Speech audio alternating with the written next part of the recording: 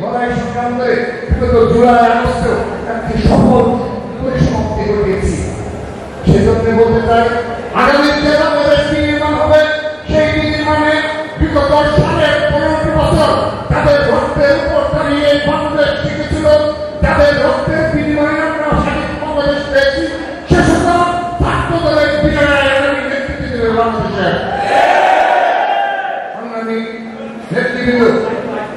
আমি আমার সকল নেতৃত্ব আমরা বক্তব্য রেখে আমার বক্তব্য শেষ করব। তার আগে আমি শ্রদ্ধা করে স্মরণ করছি এবং আমরা কথা দিচ্ছি আজীবন তার পাশে থাকবো।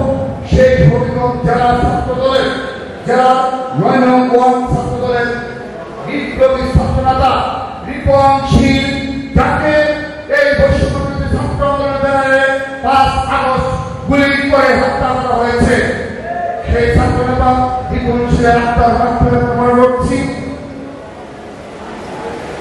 এবং সেই সাথে স্মরণ করছি। আমার কথা দিয়েছি বাংলাদেশের প্রথম শহীদ আবু সাইদকে হত্যা করার পর, গুলি করে হত্যা করার পর দ্বিতীয় শহীদ আমাদের ভাই, আমাদের আদর্শ ভাই শহীদ ওয়াসিমকে হত্যা করার পরে এই আন্দোলন তুঙ্গে উঠেছিল।